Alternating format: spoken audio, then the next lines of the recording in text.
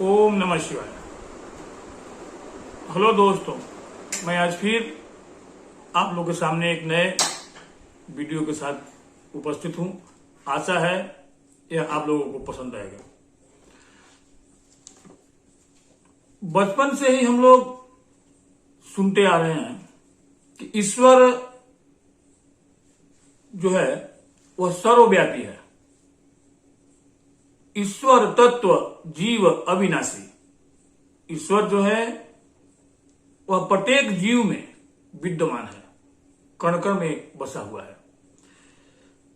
लेकिन आज के इस युग में ईश्वर के सत्ता को ही नकार रहे हैं लोग आजकल कहते हैं कि यह जितना भी चीज जो भी घटित हो रहा है वह सब विज्ञान है, इसमें ईश्वर का कोई योगदान नहीं है। जैसे जैसे साइंस डेवलप होते जा रहा है, हम भगवान के सत्ता को नकारते जा रहे हैं और लग रहा है कि भगवान से वैसे वैसे हम दूर होते जा रहे हैं। और यहां तक कि लोग ईश्वर के अस्तित्व पर भी प्रश्न चिन्ह खड़ा कर दे रहे हैं। सोचने की बात है, ब्रह्मांड इतना बड़ा है कि उसके अपेक्षा अगर देखा जाए तो हमारा पृथ्वी जो है वह सरसों के दाने के बराबर है उसका आकार। और इस सरसों के दाने में हमारा जो अस्तित्व है वह इलेक्ट्रॉन प्रोटॉन से भी छोटा है। लेकिन हमारा ईगो इतना बड़ा है कि लगता है जैसे ब्रह्मांड से भी बड़ा है। तो सोचने की जरा बात है कि जिसने यह धरती बनाया, आसमान बनाया, ब्रह्मांड बनाया, जिसने इस पृथ्वी को हमारे रहने लायक बनाया, हमको जो भी जिस चीज किसी चीज की भी आवश्यकता हुई उसने पहले से ही बना के तैयार रखा। जैसे हवा हमारे लिए बहुत जरूरी है, तो हवा हमारे नाक के पास है, उसके लिए हमें कोई मेहनत करने की जरूरत नहीं है। हवा के पुनः चक्रण के लिए, हवा को रिसाइकिल करने के लिए ईश्वर ने पेड़ बना दिया। जो हम कार्बन डाइऑक्साइड छोड़ते हैं वो पेड़ लेता है और पेड़ फिर ऑक्सीजन छोड़ता है, जिसके चलते कि हमारे लिए हवा की कोई कमी नहीं रहती है। उसके बाद जरूरी है हमारे लिए पानी का। पानी भी हमारे लिए बहुत जरूरी है। पानी के बिना हम एक दिन 2 दिन से ज्यादा हो सकता है कि जिंदा नहीं रह सकते हैं। तो पानी के लिए हमको थोड़ा सा मेहनत करना पड़ता है। और पानी के रिसाइकल करने के लिए बादल से पानी हमेशा वर्षा बना दिया। वर्षा होता है, फिर से पानी रिसाइकल होता है, पानी जो है वह फिर वाष्प बन के उड़ता है, बादल बनता है और बादल बन करके फिर से पानी जमीन पर बरसता है। इस तरह से पानी की भी पूर्ति होती रहती है। उसके बाद हमारे लिए हो सकता है भोजन का, वस्त्र का और आवास का, जिसके लिए हमको बहुत ज्यादा मेहनत करना पड़ता है। जो जैसा मेहनत करता है उसके हिसाब से उसको भोजन, वस्त्र और आवास की प्राप्ति होती है। तो इतने सारे चीजों के होने के बाद भी आज हम ईश्वर के अस्तित्व को ही नकार रहे हैं। एक प्रश्न चिन्ह खड़ा कर दे रहे हैं कि ईश्वर है कि नहीं है।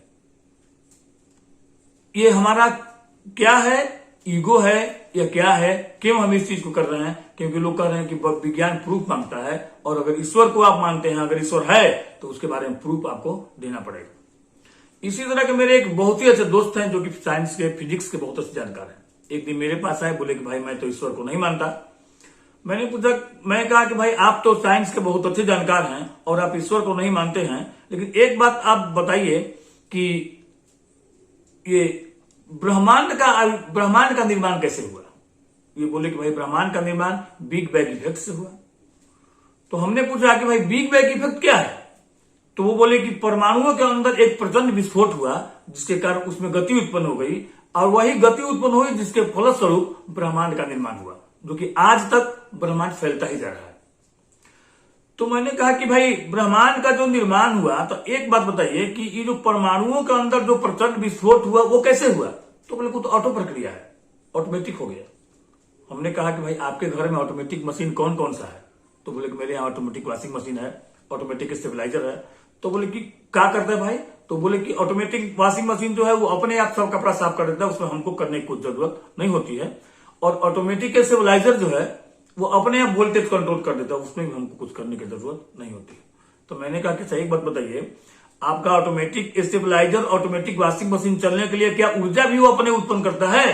तो बोले कि नहीं, उसके प्लग को सॉकेट में मैं खोस देता हूं और जब प्लग ऑन करता हूं तब जाकर के ऑटोमेटिक वॉशिंग मशीन काम करने लगता है। तो मैं बोला कि वही बिग बैंग इफेक्ट के लिए जिसने ऊर्जा प्रदान किया, जिसने बिग बैंग इफेक्ट के लिए प्लग को सॉकेट में खोस के स्विच ऑन किया, वही ईश्वर है। क्योंकि परमाणु जो है उसमें गति उसने उत्पन्न किया, इसलिए वह कण कण में विद्यमान है। ऐसा कोई जगह नहीं है जहां पर कि ईश्वर विद्यमान नहीं है।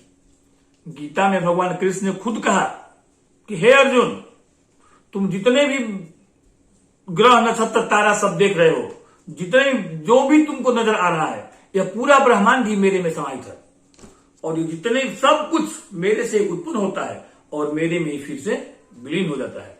मैं ये जितने भी चीज तुम दिखाई पड़ रहा है तुमको, वो सब मुझमें है, लेकिन मैं इन सबसे परे हूं।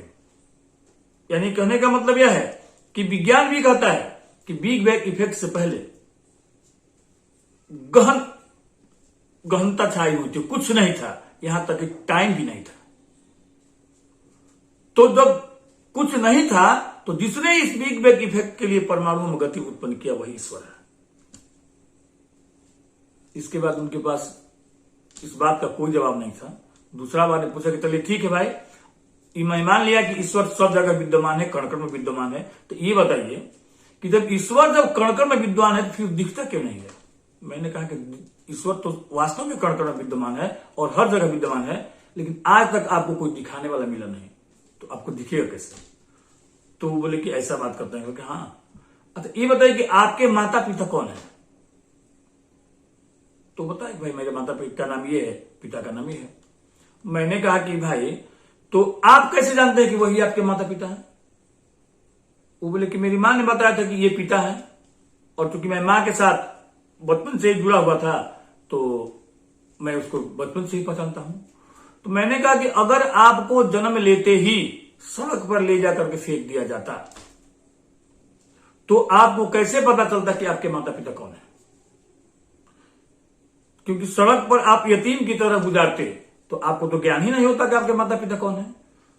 तो क्या उस स्थिति में आपके माता पिता इस पृथ्वी पर विद्यमान नहीं है, नहीं थे, नहीं रहेंगे? तो वो तो आपकी पृथ्वी में विद्यमान रहेंगे ही, लेकिन चूंकि आपको कोई बताया नहीं कि आपके माता पिता कौन है, इसलिए आप अपने माता पिता को पहचान नहीं पाए।